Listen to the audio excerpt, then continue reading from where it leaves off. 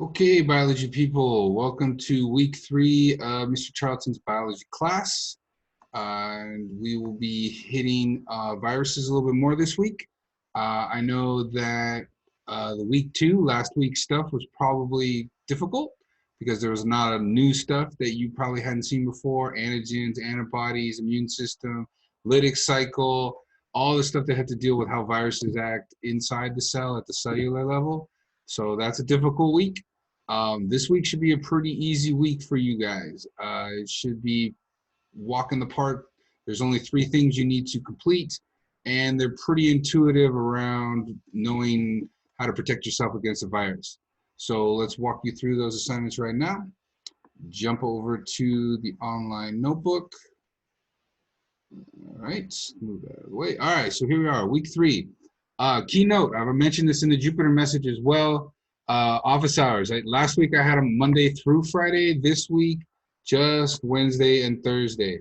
Why am I doing that? Well, be quite honest, there didn't seem to be a lot of interest out there from all of you on coming to office hours and asking questions.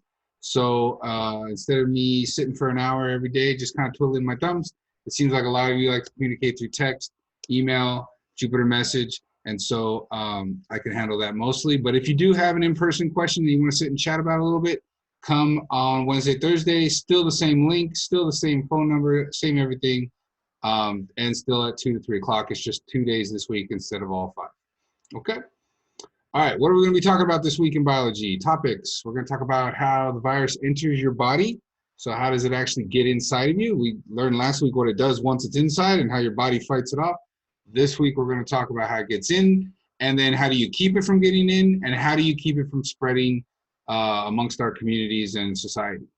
Okay, this video is right here on the week, the agenda and work for the week. So hopefully that's where you clicked on this, or from the Jupyter message. What do you need to make sure to get done? All right, log into Jupyter at least once per week, just so we can do that for attendance reasons. You're going to be making a chart, answering some questions. You're going to make a procedure on going to the grocery store, and you have a short online quiz, and I would say it's about, I want to say it's like 12 questions, something like that. Okay? All right, assignment number 1, chart of virus understanding. Sounds so sophisticated and difficult. It is not. Basically, what's going on is I tell you a little bit about why we're doing it here. I made a video for you on how to make your charts. So if you want to walk through it with me on a video at YouTube, click on this link. And then what you're going to see is I give you a list of videos and articles linked out on the web right here. And then there's a set of questions. And so my suggestion to you is to shoot on or go on this video, set up all your questions, and then watch this video, read the article, video, article. Articles are not long. A lot of them are from the CDC, the Center of Disease Control, just on how to prevent the spread of COVID-19 or the coronavirus. So they're not long, but if you do set up your questions first, then when you're watching these or reading these, if you get the answer, then you can just write it down. Okay, whereas having to go back later on makes it twice as hard. So you're gonna watch and read this stuff. You're gonna answer these questions. What's it gonna look like? I gave an example for you. It's just a standard T-chart for those that know T-charts. Questions on the left, answers on the right. Answers do not need to be complete sentences. Bullet points are fine, but make sure to explain yourself. You know, one-word answers probably won't work, but you can just explain it however works best for you. So questions 1 through 7 on the front is what I was able to fit.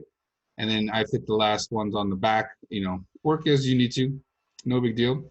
You'll be taking pictures of these with answers and uploading them into Jupyter. That's one of the assignments this week. So questions and answers can be found on these videos. That's assignment number 1.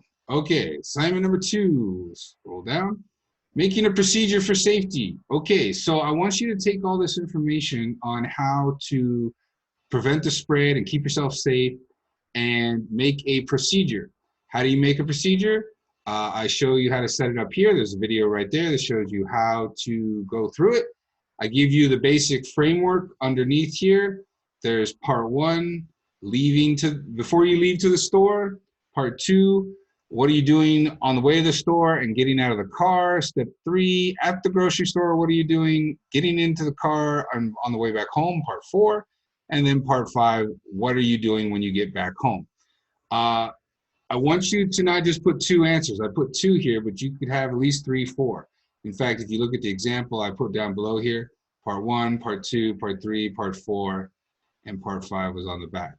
And so I want you to actually do some thinking and show me that you've actually absorbed some of the information. From where? From the videos and the articles in assignment number 1. So you should have been watching and reading these anyway, but now you're going to use that information and make a procedure of how you go to the store and back, and how to keep yourself safe and to keep others safe as you do that. So again, there's a video that shows you how to do it right here. Watch that video, and then you get to come up with your steps of how it works. It'll be on notebook paper just like this. Again, take pictures of it, upload it into the Jupyter assignment. That's a piece of cake. And then the last thing is an online Jupyter quiz. Remember that the Jupyter quiz is in Jupyter, so you got to log into Jupyter, go find online quiz week 3, and click on it, and there'll be about 10 to 12 questions that go over how to do that. If you want a couple hints at some of those answers, I recommend you watch your videos this week, how to go to the grocery store would be a big one, and pick up that information. And when you take that quiz, you can have your chart out, and you can have your procedure out, and that should help you with some of the questions, if not all of them. So 3 things this week. What do we got? Chart, procedure, quiz. Piece of cake week. I'm trying to make it easy on you this week. Why? Because next week we're going to be doing protein folding, DNA mutations, and meiosis, and that's going to be a little bit heavier of information. So last week was hard. This week is easy. Next week is hard. And so I wanted to kind of break it up a little bit. And that's it. That's your week for biology. I hope that is all clear to you. Again, if you have any questions or you need any help with anything, reach out to me, Jupyter message, text message me, email me, and then office hours again, Wednesday and Thursday only from 2 to 3. All right. Good luck, everybody.